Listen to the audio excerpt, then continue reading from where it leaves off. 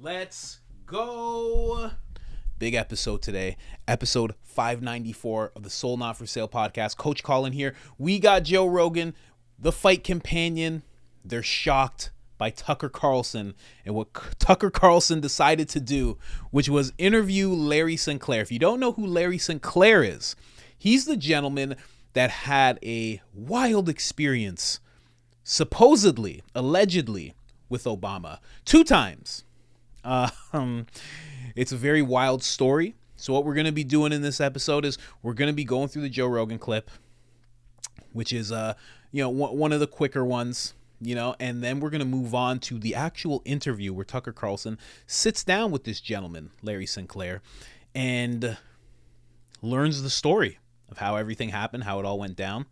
But then we're going to analyze what's being said by Larry both ways. We could look at it like it could be true, but we're also going to look at it like it could be false. I want to look at it both ways because I could see it both ways, So it's a very interesting story. It's a very interesting story. We're going to go over the actual encounter, and then we're going to go over his motives. What were his motives? A lot of people keep asking that. I think they even asked that in the Joe Rogan clip. Like, why do this now? Why with this gentleman? Why for Obama? Why? What's the motive? So let's hear Larry Sinclair's motives, because I always say this in terms of the government. You look at their motives for why they're doing something, and look what it leads to. Well, with Larry, I can't see where it leads to, and the motive, when you hear it, I don't know. But again, it's really fun to hear. It just is. It just really is fun to hear. And let's just get right into it. Before I do, of course, I'm going to bring you to the store. This is the Soul Not For Sale clothing line on IamCoachColin.com. You can get yours now. We have the infamous shirt up first, Soul Not For Sale. We also got hoodies and tank tops of this and mugs as well. And we have the Public Enemy #1 shirt up next. Google the World Economic Forum. Google Agenda 2030. You will realize quickly why this gentleman is branded as Public Enemy #1. Should have put some bars on that shirt. And we have the Certified Pure Blood shirt. For those of you that survived the pandemic unscathed, untainted, please stay as strong as you have since the beginning of it all, because we may be tested again. And we have up next the Great Resist shirt. Do not join the Great Reset. That's why we have it X'd out. Join the Great Resist instead, because steak over cockroaches any day of the week. All of that is available on IamCoachColin.com. And if you want 10% off of anything you just saw, all you have to do is put in the discount code IamCoachColin. That's all capital letters. That's all one word. That's one L in the name Colin, and that gets you 10% off. No emails needed. And if you've already chosen to do that with us, thank you so much. Your support means everything. Now let's get into this first clip. We already got Rogan laughing here. Let's bring it all back, right back to the beginning. I will do it right here. Let's go. Let me ask you this. How much has that changed your worldview? Me? Yeah, having these things exposed to you, like, I can't believe this is real, and turns out it is real. Yeah, that's the problem. So I'm automatically always like, bullshit, every time Stan comes up with a conspiracy, right? But then, unfortunately, I do call you, and I go, damn it. What was a big one? You were right. What was a big one? I remember you were talking about Obama being gay for a while, then you were talking we don't about, know if he's gay. No. But I still don't know. Come on. But listen, when people smoke, first of all, when people smoke cocaine, they do wild shit. I'll tell you what. I smoke crack, bro. Okay. All you think, what you think when you're smoking crack? Well, you're like, more. fuck, I'm smoking crack, bro. That's all you think the I don't whole think time. he was smoking crack. I think he was smoking cocaine. Yeah. The guy got coke, and this is his allegation, according to the Tucker Carlson show, which is wild. Dude, Tucker it's Carlson's dude, got that some guy. guy out who sucked his dick. Oh, yeah. Like, what's your guess? Is it a world leader? Yeah. Is it some fucking general? Some very important. Those guys smokes person? crack and sucks dick. Let's have him on. But he's missing a bunch of teeth, so that would feel good. He's missing one. Well, that means you're dedicated when you're missing the teeth. Means you're the kind of guy who sucks dick when you just meet a guy. For money. And Yeah. you need some coke, and That is who true. knows? Who knows if he's telling the truth? But the bottom line is, like, when dudes smoke crack, I guarantee you, there's some guys who've got their dick sucked by dudes that really shouldn't have. Yeah. And then they wake up in the morning like, I can't fucking do crack anymore. Why? Dave sucked my dick. Yeah. I'll give you some crack if you let me suck your dick. Like, okay. Yeah, you let a stranger when you let a stranger suck your cock, you know you've gone too far. You know Without who a gets doubt, special? that has happened. I think it's happened, but I don't think that's like the normal in the history of the thing. world, I don't think there's a normal when it comes to you smoking crack with dudes you just met. Yeah, but hey, but do you think you're gay? Do you think you might be just gay if you're smoking crack? Certainly could, but Brian had a very interesting point when we were in the green room about guys who aren't gay, but they're married and they occasionally like go off and get gay hookers or something. Yes. Yeah, that's gay. I don't know. So that is their take. Obviously, it's a fight companion. When they get into fight companion mode, no holds bars. They get into everything, and they are just unfiltered. Let's get into the actual interview. So what do we got here? We got the first one. So right now, what you're about to hear is the entire encounter. You're just about to hear his story about how all of this went down. All right, so let's just listen to this first. Putting a line on a CD tray to snort And you're in the limo. Yep. Driving or parked? No, the driver's driving. Yep. I start to put a line on a CD tray, and I just happen to notice that he pulls something else out of his pocket. And next thing I know, he's got a little pipe and he's smoking. So I don't have an issue with it. I mean, some people smoke, some people snort. Smoking the cocaine. Yes. So as I'm doing a line, I just start, this is the part where you kind of make your move to see where things are going.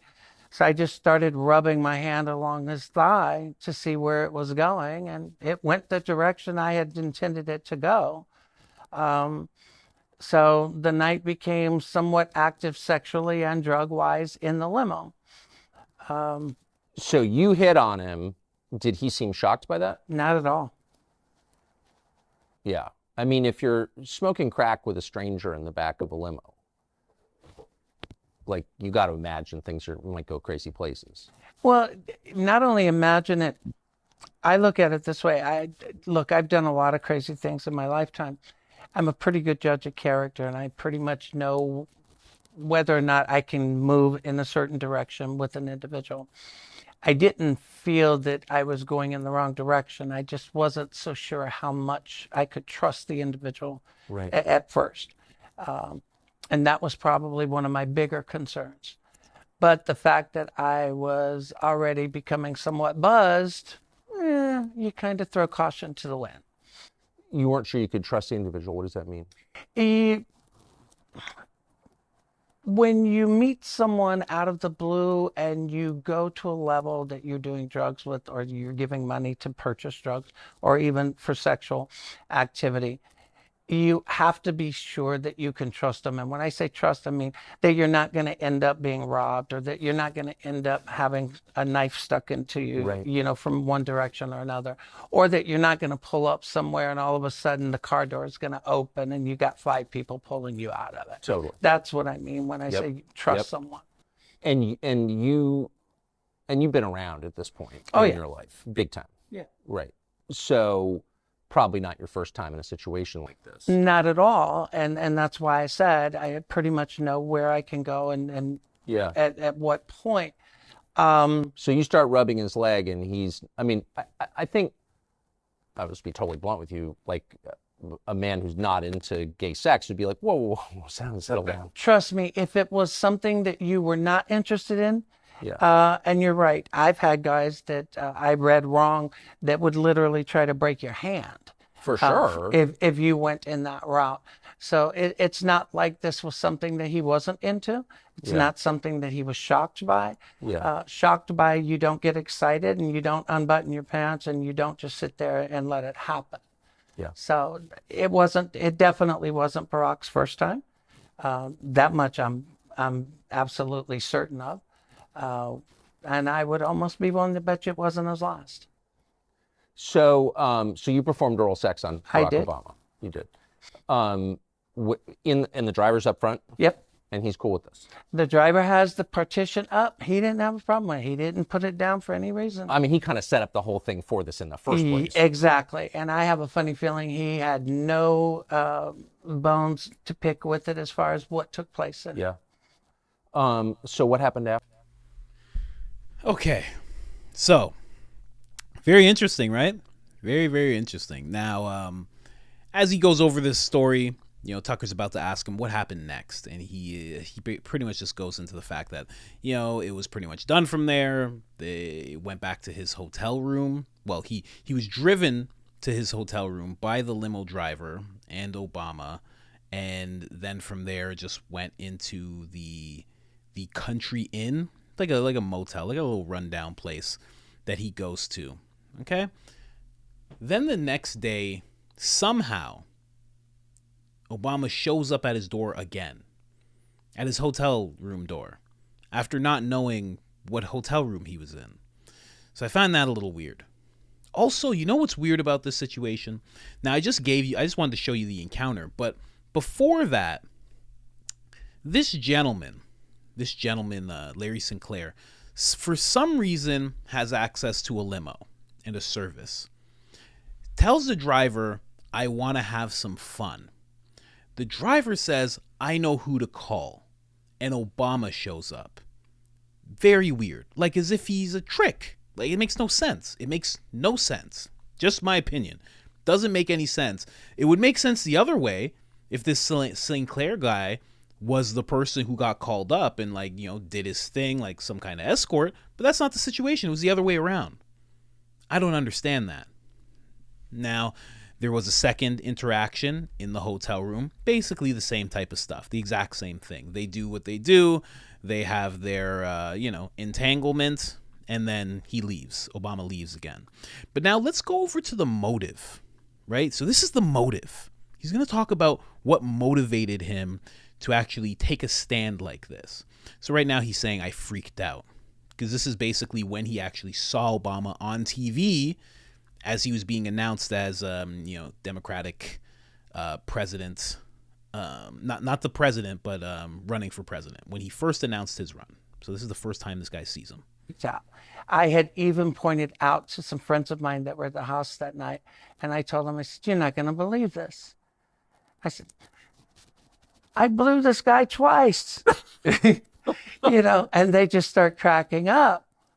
But that's the thing about me. I've never been in the closet. I've never hid. I mean, I'm always very direct and blunt. Yeah. And, I'm just like, this is unreal, and I had no idea that he was going to run, in 2008, but I was back from Mexico, but it was a strange feeling sitting there watching him walk across that stage and realizing who he was. Huh.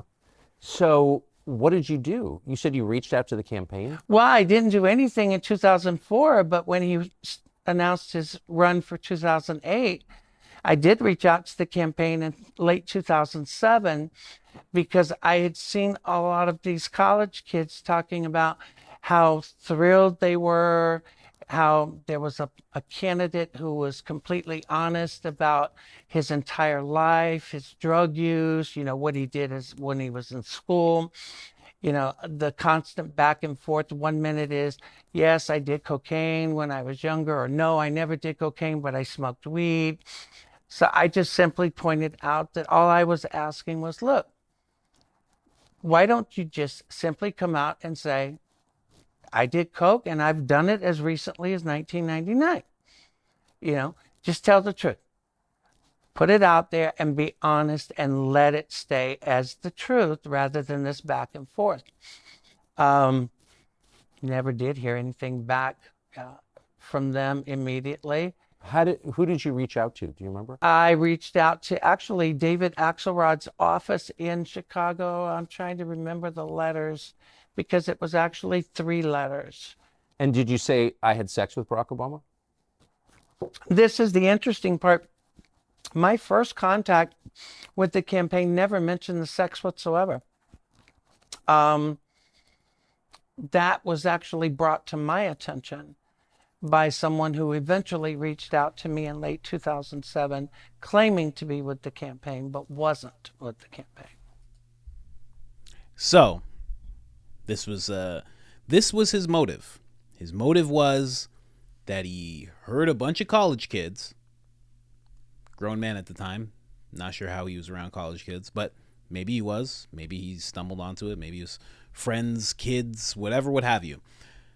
You know, and they were saying how honest he was about everything he's done. And Larry Sinclair decided, you know what? He should be telling people about what we did in secret.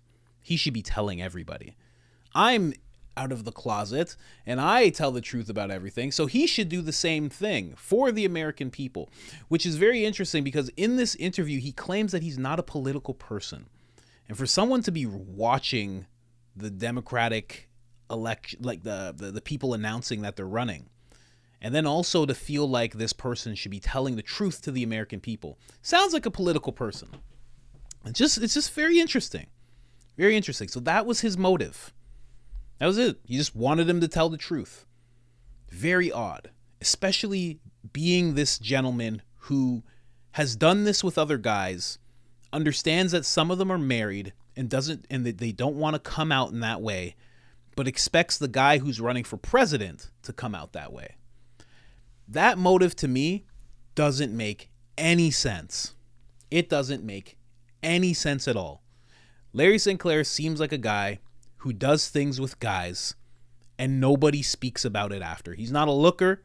He doesn't seem like he was a looker back in his past either. Why would these guys come out about this? You know what I mean? Guys don't even like to... Listen, it's a little locker room talk right now. Guys don't even like to come out about some women that they've been with, okay? Whether it's size or looks or whatever, what have you. So imagine a guy who's trying to keep that type of thing under wraps. He's not telling you about this. He's not telling anybody about this. It's just a very interesting motive. Now we have a second motive here. I'm going to switch over. There's a second motive that he speaks about. And this is just a quick one. This is a second motive that he has. And it's funny that there's two motives. But again, we're going to look at this from the other side as well. But I just wanted to point this out. The motive to me is just weird. So now it seems like a fair time to ask about your motive. So your initial motive was you were annoyed because you believed or you knew that Obama was lying about his drug use. Right. But then after the Donald Young exchange where he brings up the sex that you had with Obama, what was the point at which you decided, I'm just going to bring this to the country, I'm going to go public? Well, in January of 2008, after having contacted the campaign yet again, I had decided, you know what, screw it. I'm just going to make a YouTube video and put it up, which I did. It wasn't because I was looking for anything out of it. In fact, if I had even stopped long enough to anticipate the blowback and the consequences of speaking out, me being me, it probably would not have stopped me. It might have slowed me a little bit, but it would not have stopped me. But I figured if you're going to call him out, you can't call him out on part of it. And people said, well, why didn't you just talk about the drug use and leave the sex out? And I said, because if I said he just used drugs and then you found out later it was drugs and sex, you would accuse me of lying because I didn't mention the sex. So my opinion was, if you're going to tell the story, then you tell the whole story and let the chips fall where they may. So that's exactly what I did. And so you made a YouTube video. By the way, I looked for it last night. I couldn't find it. That's because YouTube gave access to my account to someone shortly after the polygraph test. And I was never given access back to it before the video was actually deleted. Are you serious? Oh, yeah. YouTube gave access to the account and the video was deleted. Microsoft gave access to my Hotmail account and all of my emails were circulating the internet, and vacation replies were set up on my email telling people that I was busy giving blowjobs and would get back with them when I was done. And oh, yeah. Man, they wanted Obama to be president. Yep, and they wanted me to be the biggest fraud and nutcase that ever existed. Well, that didn't quite happen, but a lot of people are questioning this. So that's the second motive. Now, the part that really falls apart there, he's like, well, why didn't I just bring up the drug use? Well, because if I only brought up the drugs and then you found out it was drugs and sex, then you'd say I was lying. But who would have been the one to come out with it?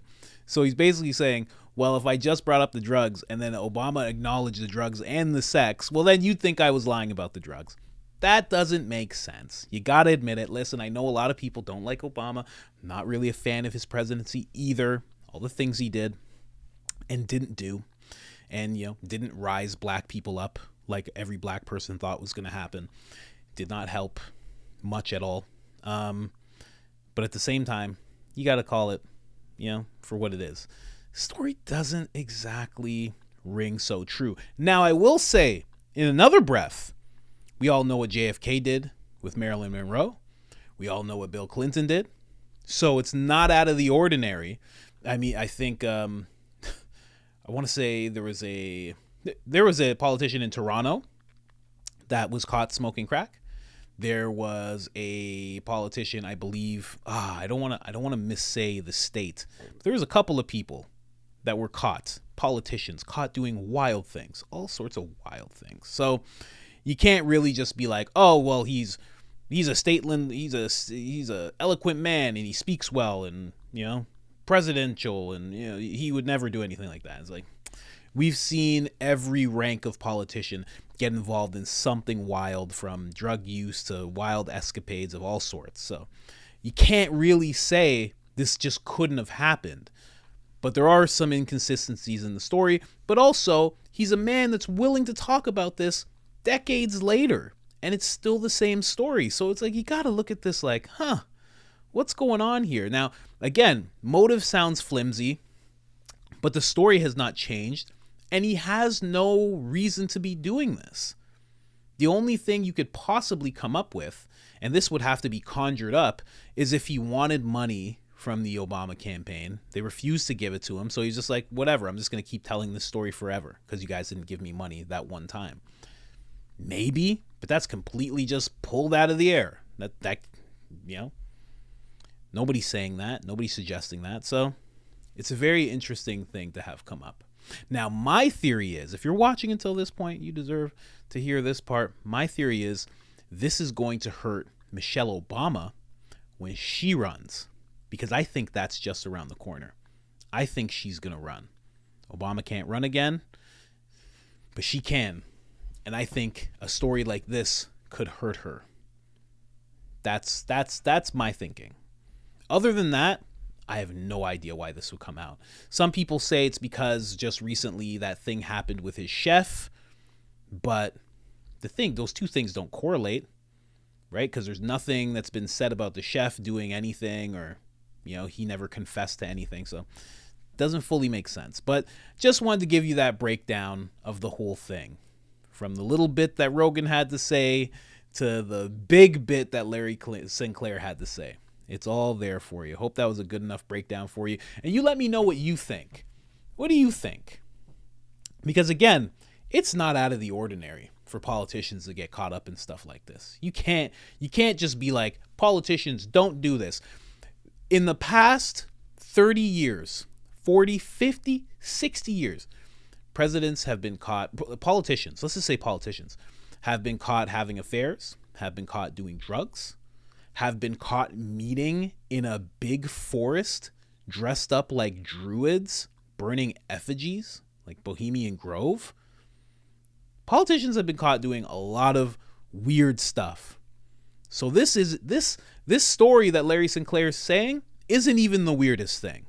So it could be either. I'm not going to you can't just say it's not true, because you got a guy who's sitting here saying it, even though he has this dubious past, as Elon Musk has put it. You can't just be like, oh, well, there's no way he's telling the truth. He could be. Somebody gets caught for fraud and forgery like Larry Sinclair has. He's been sentenced. He's gone to jail for things like that. But it doesn't mean he's a liar through and through in every single thing that he does. Could be telling the truth. But also, you can't just look at it and be like, this is 100% true. I believe anything that of this man who I've never met before. I just believe him 100%. Can't do that either. But you can pick one. And I think I've given a balanced enough view where you can make any guess you make is an educated guess at this point. I've given you as much as I can. Let me know what you think in the comments. Like the video if you haven't liked it already. Subscribe if you haven't subscribed already. And other than that, I am out.